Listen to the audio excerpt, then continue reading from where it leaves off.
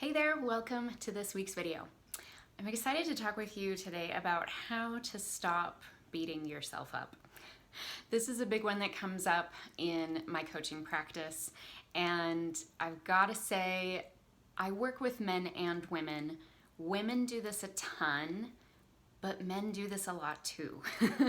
I have seen this happen for both, and I'm excited to give you some ideas of how we can turn this around. Because here's the thing, if you mess up on something, you commit to do something like start eating healthier, start exercising, and you don't, and you treat that failure like an epic failure, and you beat yourself up and you get angry at yourself and you call yourself names. Maybe you say things like, oh, I'm so stupid, or oh, I'm so weak, or oh, I just can't do this. I just don't have what it takes.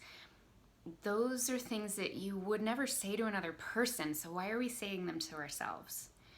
So I want to help you turn this around. And if you're confused at why you haven't been able to make progress on your health goals, this could be a really powerful thing to focus on first. Is how are you talking to yourself, and how are you approaching this journey of learning and growing and stepping into a healthy lifestyle? If you're not there yet, if you're not seeing it that way, this is a great video to start with.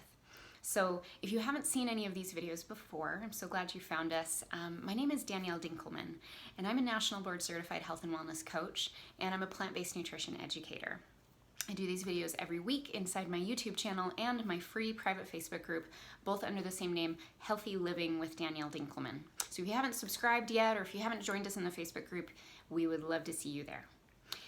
For today, let's dive in to how to stop beating yourself up, because this will help you make progress in your health journey. Because if you're still beating yourself up, you're probably not seeing this as a journey yet.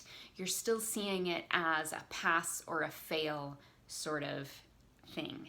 And we want to get out of that. We want to have a bigger picture view of this, because we are human. We are going to mess up. And there is a very healthy, very productive way to move through those setbacks that you may experience. And it starts with not beating ourselves up. So let's dive in. In my opinion, where this comes from, this knee-jerk reaction, this habit we have of beating ourselves up when we mess up, it really comes from, in my opinion, an old school way of parenting. It comes from that punitive, punishing, shaming mentality. And it came from a place, originally, that whole way of parenting, you know, and teaching too, right? When teachers had permission to hit students, to punish them and correct behavior. It was this idea of, if we don't inflict pain, then the person won't learn, the child won't learn, the child won't change unless we punish them enough and make them feel great physical pain or great emotional pain. And even just as I say that, that feels so wrong. Like, we know at our core that that's wrong, and that is not how humans work. It's not the highest way that humans can work anyway. So that's a short-term solution, and it worked, but it also bred a lot of resentment and a lot of other problems, of course. So that's a conversation for another day, but that's my theory, where that attitude comes from, where that propensity to beat ourselves up comes from, because it comes from that same thought that if I punish myself to the point that I feel emotional and mental pain over my failure, maybe I won't ever make that mistake again. And how's that working for you is my question. I've been there, done that, used to do that, and I don't do it that way anymore. And I'm gonna tell you the way that I do it now, and the way that I handle the ups and downs of things and help my clients navigate their own ups and downs and their setbacks is so different, and it's so effective. So I'm excited to share that with you now. The first step to approaching this in a better, more productive way is, number one, to stay objective. Of course, we want to be honest and accountable with ourselves when we slip up, when we do something not in line with what we wanted to do. Okay, whether that's a commitment to yourself, a commitment to a friend, a commitment to a coach, we want to follow through on those commitments, right?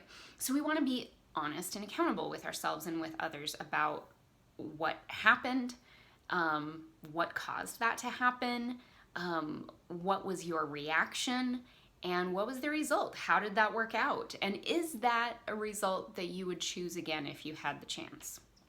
Do you see how all of those are really objective questions, meaning they're not emotionally charged. There's no judgment, there's no shame. There's just, yep, this happened and it led to this, and this is how it felt, and I don't actually want to experience that again. Those are all very logical, objective ways of looking at our failures, and that's a really healthy place to start, okay? So I'm not telling you to ignore the things or excuse away the things that go wrong or that maybe you mess up on. I'm just saying let's take the judgment and the shame out of it, because that doesn't do anybody any good. The next idea that I want to share with you around this is, rather than constantly being hyper-focused on the things that are not working and the things that you're not being successful in, start celebrating your wins. This is a really hard one, especially for women, but I've seen it for men as well. We have a hard time giving ourselves credit when things are going well. I struggle with this too. And I have to force myself, I actually have a journaling practice that at the end of every week, I have to write down 5 things that went well. And that could be in my business, it could be in my personal life, it could be in my parenting, it could be anything that I'm working on at the time. And I would invite you to start doing this for yourself too. You could do it on a daily basis and just keep a 3 good things sort of journal, where you get to the end of the night and you write down 3 things that you want to celebrate. 3 things that went well, or 3 things that you did well or that you handled well, obstacles that you overcame, things that you were able to achieve, different thoughts and feelings you were able to choose rather than old patterns. These are things worth celebrating. And it's this idea that what we water grows. What we give our time, our attention, our energy, our feeling to grows. We create more of what we spend all that time and thought and energy on. So why not focus on the things that are going well? I have seen this make a huge, huge difference in just the feeling that I have, and also the feeling that my clients have of moving along in their journey. It gives you that fuel to keep going. It makes you feel like you are making progress, because guess what? You probably are. If you are making a diligent, dedicated, consistent effort, you are making progress, and you need to give yourself some credit for that. All right? The last thing I want to focus on is this idea of moving forward. Okay? If we're diligently, consistently working on getting healthier, whether that's nutrition, sleep, exercise, stress management, or just working on positive thinking, these are all things that you're gonna slip up, right? But the thing that matters most is that you keep going. And it matters most that you keep trying and that you come back and you try again, all right? That diligence is what really pays off in the long run. So to me, the only failure that is final is the one that makes you quit.